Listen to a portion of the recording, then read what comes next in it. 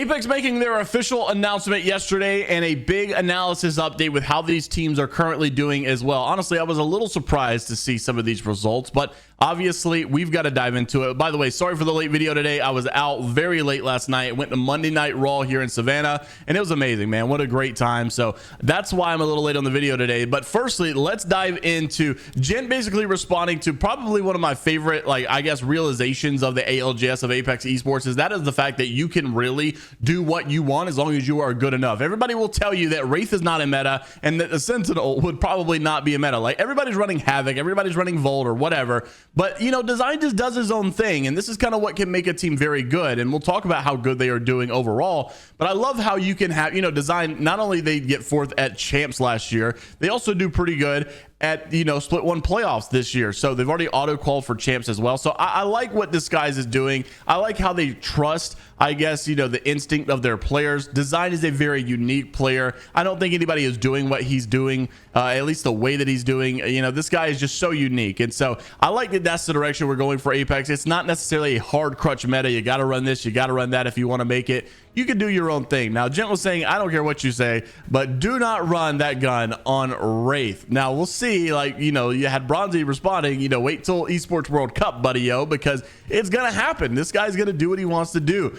Now, let's talk about some overall scrim updates, and then we have to talk about the overall, since these roster changes happened, with a big analysis update as well. So, firstly, last night's results coming from Oversight Esports. It was Elevate, it was Luminosity, and Not Moist in the top three. Cloud9 in fourth, TSM in fifth, Dark Zero, right, the super team, in sixth, Edgers in seventh, NGNL in eighth, EC in ninth, and Oblivion in 10th. I'm about to become the biggest, like, Dark Zero hater at this point, I guess. Native in 11th, Xset in 12th, Disguise in 13th, Vanity in 14th, Gaming Gladiator in 15th, Stallions in 16th, Skidmark in 17th, Liquid Alienware at 18th, 8 Gang and Temper in the bottom. Then you had the other scrim block, which, by the way, maybe we could, you know, draw some attention. Zach had posted, you know, I guess a lot of people have been doubting Zach once again since the roster change happened. Like, why would you make the roster change? It doesn't make any sense at all. You had such a good team. Why get rid of Shuby? Obviously, a lot of people just don't trust Zach, I think, ever since the fall off, and he's come back. He's like resurrected from the dead. He's done great over the last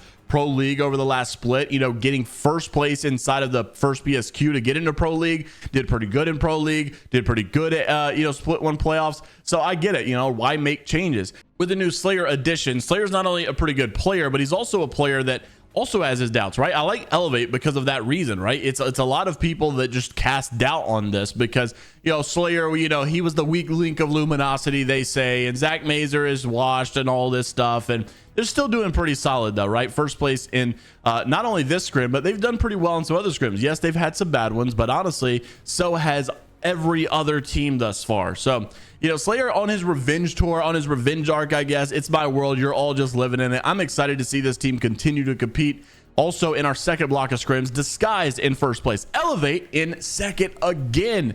So very impressed with how Elevate has been playing. Edgers in third. Then you had Not Moist in fourth, Xset in fifth, Most Hated in sixth, Skidmark in seventh, EC in eighth, LG in ninth, Dark Zero, super team by the way, in 10th.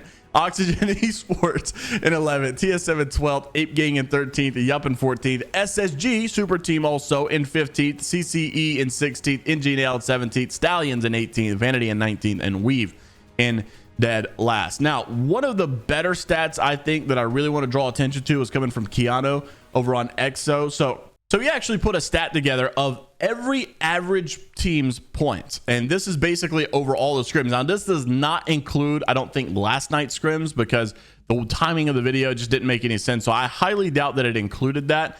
So let's just say that it doesn't, but more than likely it'll just basically be all the scrim sets that happened before yesterday. So this would actually have SSG in first place at 62 points. Now, I'm pretty sure they've played less scrim blocks as well, so it's a little inflated because they did have like a 128 win night or something like that. It's a lot to go into it, but you have Dark Zero 54, Disguise 51, Furia 49, Skidmark in fifth with 46, Not Moist, Stallions, TSM, Xset, Most Hated, Yup, E8, LG, Vanity, NGNL, Native, Tripod, CCE, EEC, C9, GG, Ape Gang, Oblivion, Weave, Oxygen Esports, Liquid, Temper, and Complexity. There were a couple others under, but some of these guys had not even played like any scrim blocks at all inside of Pro League, which is remarkable. Honestly, how could you not be playing scrims at all?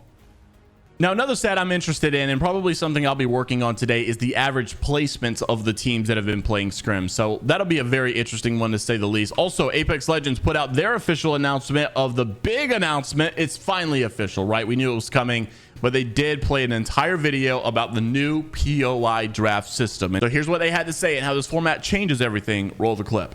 Hey Legends, today I'm here to explain the new ALGS POI draft system. This format change aims to even the playing field while challenging teams to adapt to different POIs and different playstyles. How, you might ask?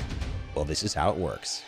Prior to the Pro League regular season, each team receives a random assortment of draft picks for match days 1 through 9. The assortment is perfectly equal, meaning if a team receives the first draft pick, they'll also receive the 40th draft pick on that match day. This draft style is called a snake draft, and the order of draft picks changes with each match day, which means that teams may not always get their preferred POI. On draft day, each team will make 2 draft picks, 1 Storm Point drop spot and 1 World's Edge drop spot. Strategizing is crucial, as drop spots on both maps are up for grabs at the same time. There will always be more drop spots than teams, which means that even if you're the last pick, you'll have multiple options to choose from. Once a POI is chosen, it's off limits to all other teams for that match series. On match day, each team is dropped from an individual dropship above their drop spot. It is a whole new ALGS. Well, I hope that explanation clears things up on how the POI draft system is going to work in the ALGS. If you want more detailed breakdown, check out our latest blog post and follow Play Apex Esports on X to stay up to date with all things ALGS. Also wanted to mention, you guys know Vosky, the substitute player for Furia, also playing in the Challenger circuit, looking for a new team with Zeto. Of course, things seem to be breaking apart with Awakening. He basically said he's going to be exploring his own options. Native Rambo also said that Native was looking to trial a new coach for the coming weeks, looking for someone like-minded to our playstyle of Hard Zone. Hit him up if interested. Honestly, I think Talmadge is right. One of the best coaches available right now would definitely be Loopy from Old Optic Gaming. Interested to see if they would get him, because honestly, I think that would be probably the best option you could get. Then also, don't forget the $25,000 Apex Legends Tournament Grand Finals with Soar Gaming, and what they've been hosting is going to be on June 21st. I'm excited to have more tournaments in the scene, right? You're seeing Realm, you're seeing Soar Gaming do their own things. You're seeing the Esports World Cup now. You've got ALGS still, so a lot more going on. Very excited to see all of this stuff happen. Let me know what your guys' thoughts are down below and what team has impressed you the most so far. And until the next time, we'll see you all later, Gators.